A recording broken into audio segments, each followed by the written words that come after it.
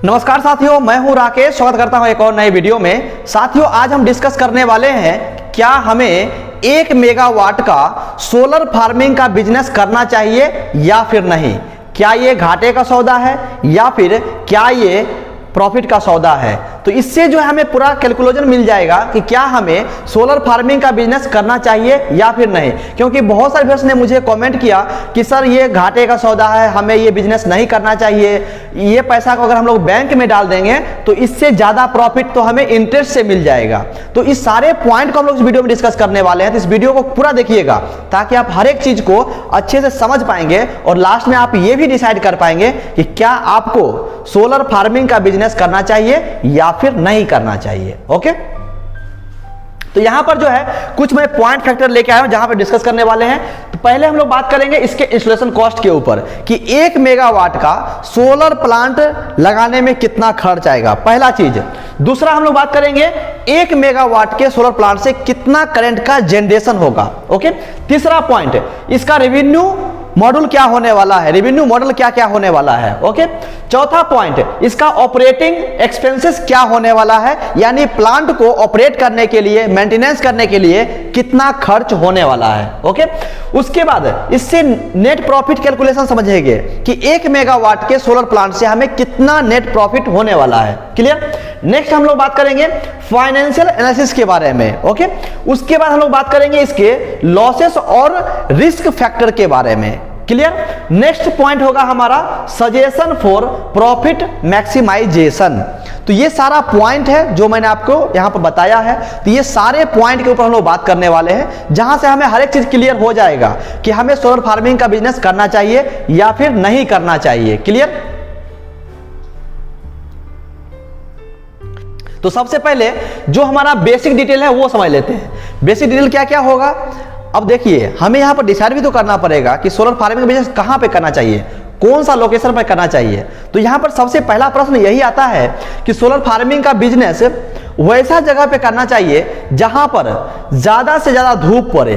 तो कौन कौन सा स्टेट है हमारे इंडिया में, देखेंगे तो राजस्थान है, गुजरात है, एमपी है और बिहार है। ये 4-5 स्टेट है जहां पर ज्यादा धूप पड़ती है। तो सोलर फार्मिंग के लिए ये आपके लिए बेस्ट ऑप्शन हो सकता है लोकेशन के तौर पे।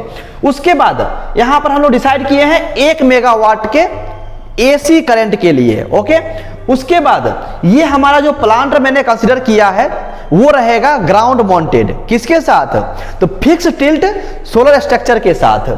उसके बाद बिजनेस मॉडल क्या क्या होने वाला है, हम डिस्कम को बेचेंगे और प्राइवेट सेक्टर को बेच करके देखेंगे कि दोनों में से हमें प्रॉफिट किससे ज्यादा मिलने वाला है। ओके, डिस्कम को बेचेंगे तो कितना प्रॉफिट होगा और फिर हम लोग प्राइवेट बायर को बेचेंगे तो कितना प्रॉफिट हमें देखने को मिलेगा।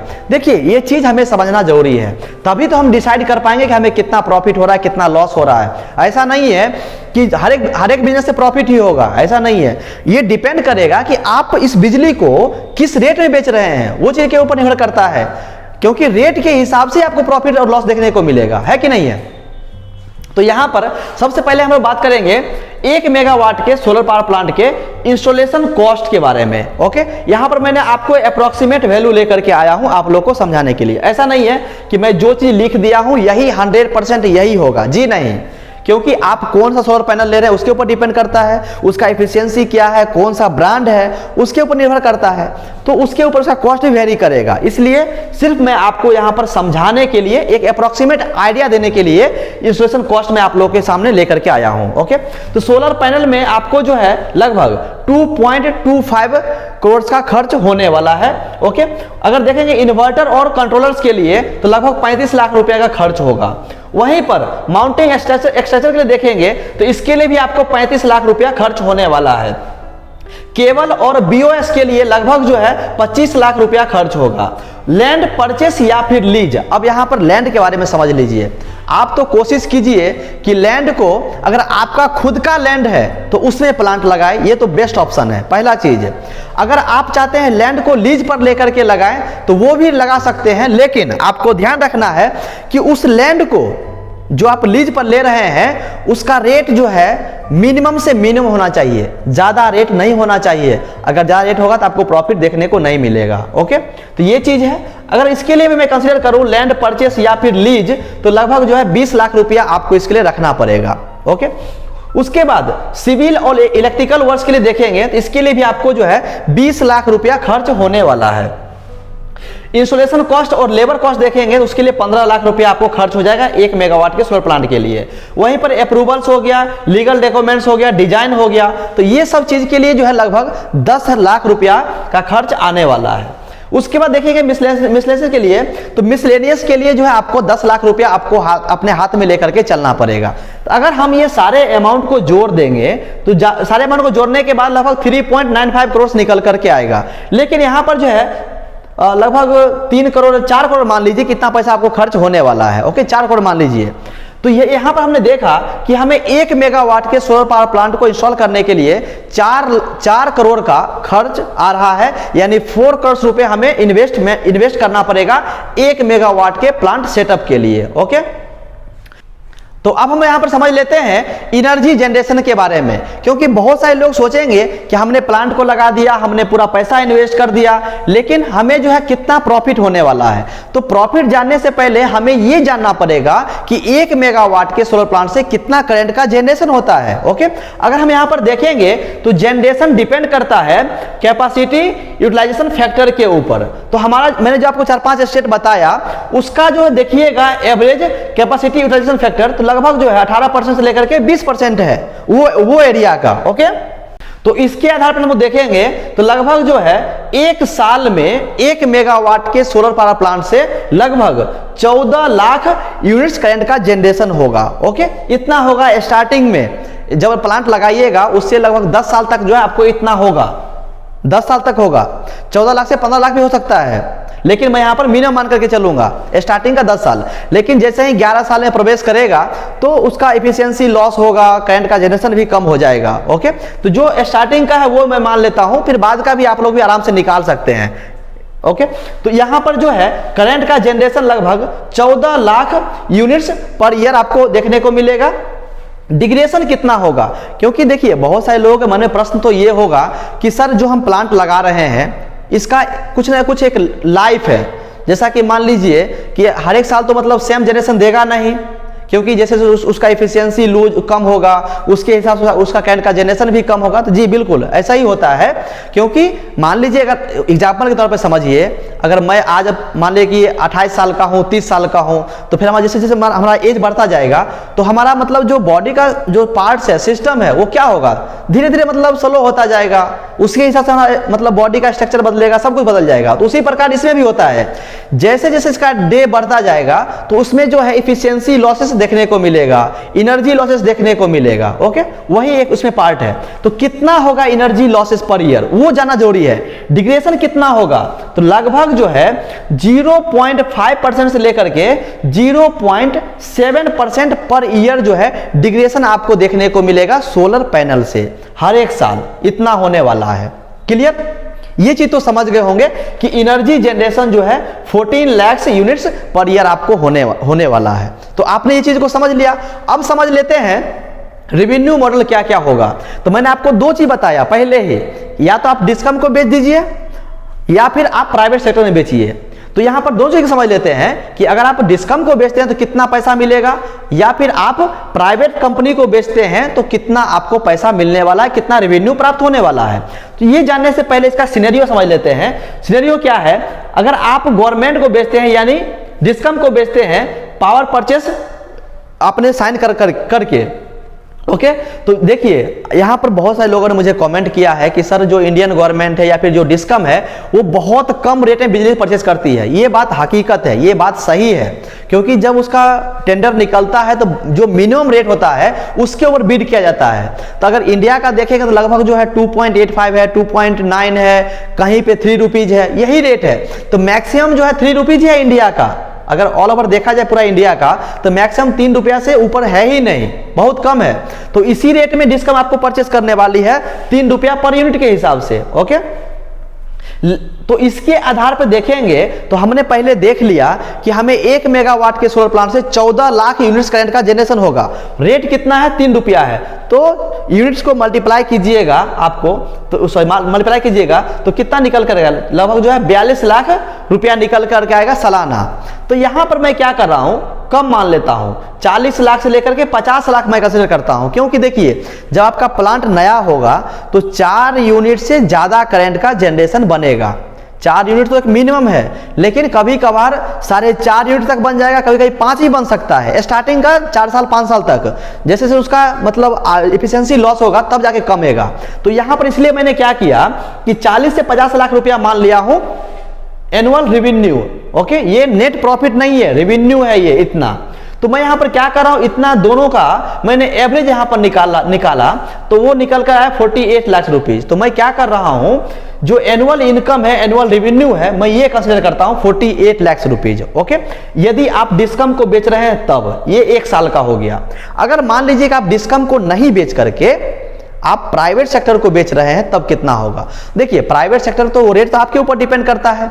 आप 4 रुपए यूनिट बेचिए, 5 रुपए यूनिट बेचिए, जितना ज्यादा टैरिफ में बेचिएगा उतना ज्यादा आपको प्रॉफिट देखने को मिलेगा। लेकिन मैं यहां पर ज्यादा नहीं मानूंगा, मैं यहां पर 4 रुपया मान करके चलता हूं कि यदि आप जो है कैप्टिव प्राइवेट बायर को देते हैं 4 रुपया पर यूनिट के हिसाब से, तो लगभग जो है आपको 55 लाख से लेकर के 60 लाख रुपए का आपको नेट रेवेन्यू प्राप्त होने वाला है प्राइवेट सेक्टर के लिए। ओके, ये चीज तो हो गया दोनों के लिए कि हमने देखा कि गवर्नमेंट को बेचने पर इतना हो रहा है और प्राइवेट सेक्टर को बेचने पर इतना हो रहा है।